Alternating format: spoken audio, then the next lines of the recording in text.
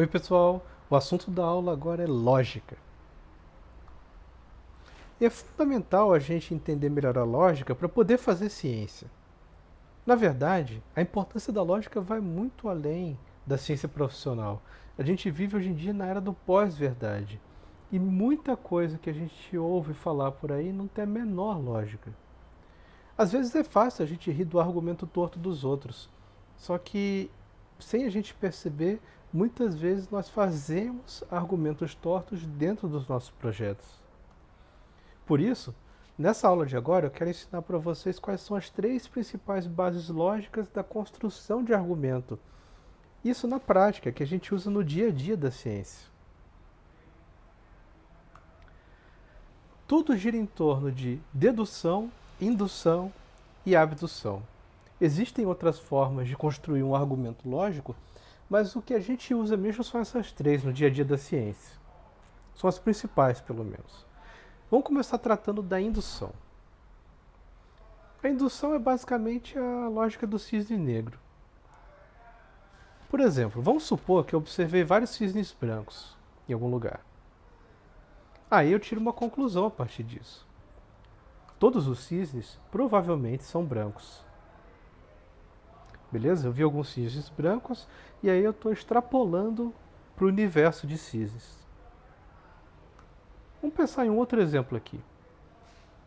Nós sabemos que todas as formas de vida na Terra precisam de água. Tem algumas que até não precisam de oxigênio, mas água todo mundo precisa.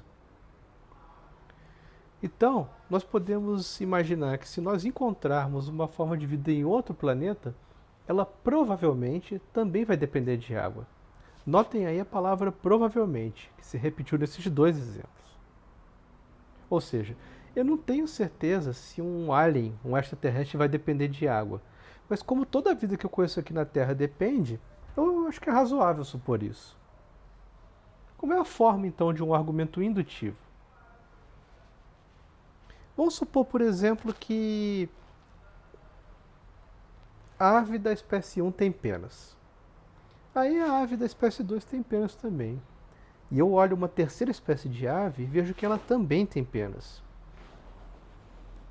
Daí eu vou generalizando isso, dizendo que qualquer ave que eu observar vai ter penas. Ou seja, minha conclusão é que toda ave tem penas. Eu posso fazer isso para N observações. Ou seja, com base em um conjunto de observações, eu faço uma generalização para o meu universo de interesse. É claro que o argumento indutivo é muito frágil, porque basta eu conseguir uma observação contrária para derrubar minha conclusão. Vamos tratar agora então de uma forma de argumento mais forte, a dedução. Na verdade, a mais forte de todas. E existem vários jeitos de fazer dedução. O primeiro deles é a lei do silogismo. Vamos partir de uma premissa. Toda ave tem penas.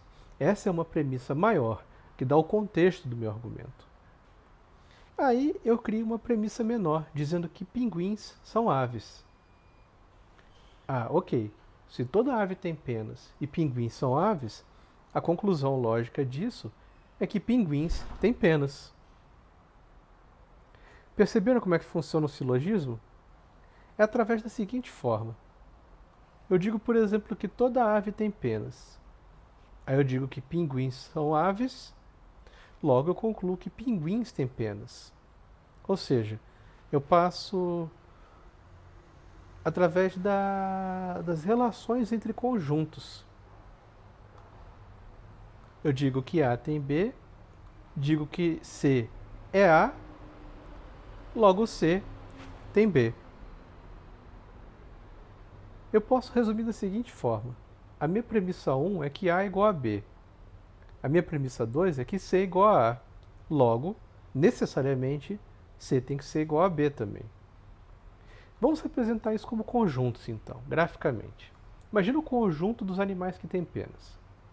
Agora imagina que as aves são um subconjunto dentro daqueles que têm penas. Se eu disser que pinguins são um elemento do conjunto aves, necessariamente pinguins têm penas. Vocês percebem como é que um silogismo é forte?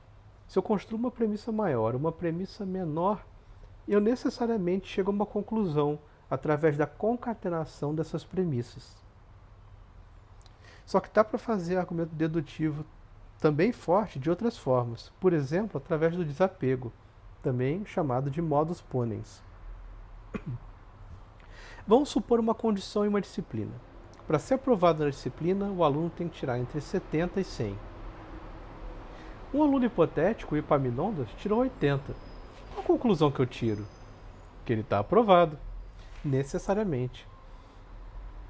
Nesses dois tipos de dedução, no silogismo e no desapego, se eu tenho uma premissa maior e uma premissa menor e eu atendo aquela premissa, necessariamente eu chego à conclusão. Se as premissas são verdadeiras, a conclusão tem que ser verdadeira também. Através da seguinte forma: se eu digo que de 70 a 100 resulta em aprovação e a condição do Epaminondas é igual a 80, a conclusão é que o Epaminondas está aprovado. Eu crio uma condição P que incide sobre Q, sobre uma dada conclusão que eu quero tirar. Se eu digo que a minha hipótese é P, então, seguindo aquela condição, eu digo que a minha conclusão é Q. Isso é um desapego.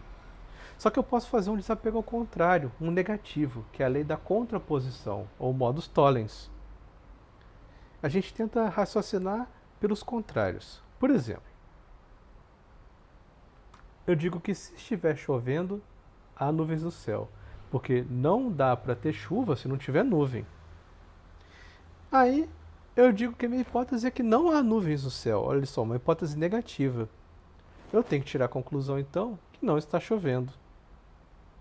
Vamos examinar a forma da contraposição. A condição chovendo implica em nuvens. Se a minha hipótese é não nuvens, aí é um símbolo lógico para negar, eu digo que a minha conclusão é não chovendo.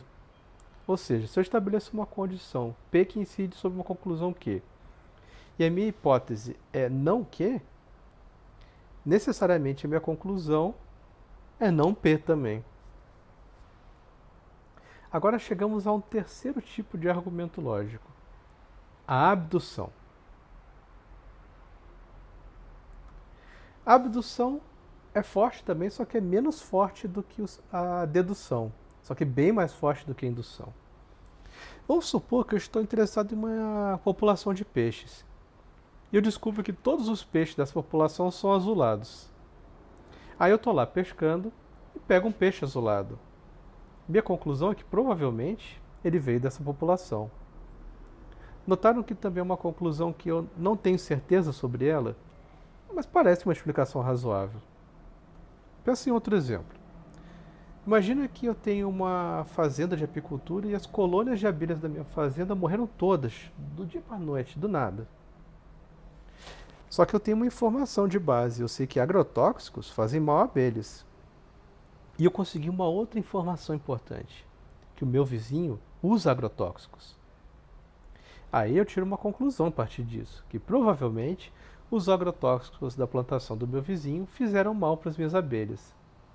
Eu posso afirmar categoricamente, com certeza, que foi isso que aconteceu? Não, mas parece uma explicação razoável.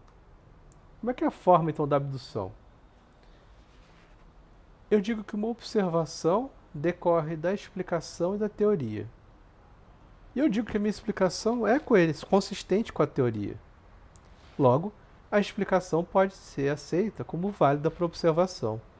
Não é uma coisa fechadinha, que nem na dedução, mas te leva também a conclusões fortes. Ou seja, se a explicação é consistente com a teoria e eu tenho uma observação,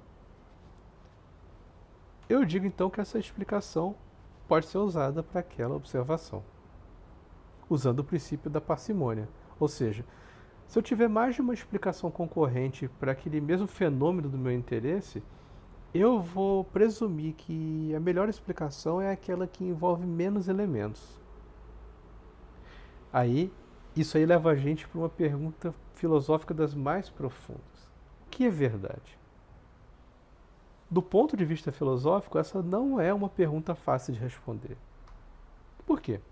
Tudo começa com um argumento, que é o conjunto de afirmações que eu faço sobre o mundo real, cada uma delas verdadeira ou falsa. Se eu faço um argumento dedutivo, eu digo que a conclusão vem das premissas e necessariamente é verdadeira. Aí o meu argumento, ele pode ser válido ou inválido, dependendo de como eu fiz a concatenação das premissas. Se ele for válido, do ponto de vista da forma do argumento, ele pode ser correto ou incorreto.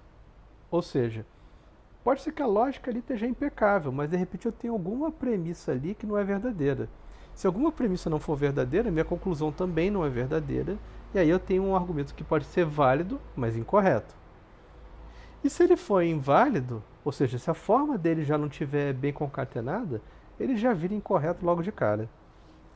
Por outro lado, se o meu argumento é indutivo, eu digo que a conclusão vem das premissas e tem uma probabilidade de ser verdadeira.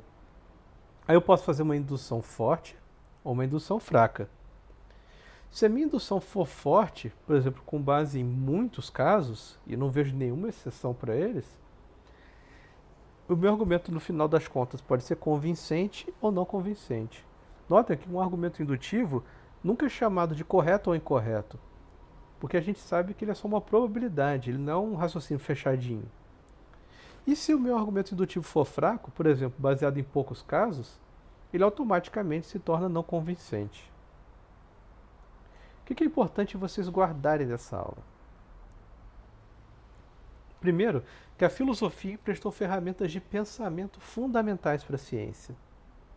E o que a gente usa na nossa prática diária é principalmente abdução, dedução e indução. Vale lembrar então que um argumento é feito de premissas, conclusões e forma. A forma é a maneira com que eu organizo essas premissas, com que elas são concatenadas para tirar a conclusão. Se o seu argumento é dedutivo e a forma estiver válida, a conclusão necessariamente é verdadeira. Já na abdução e na indução, a conclusão não necessariamente é verdadeira. Você tem uma probabilidade de ela ser verdadeira.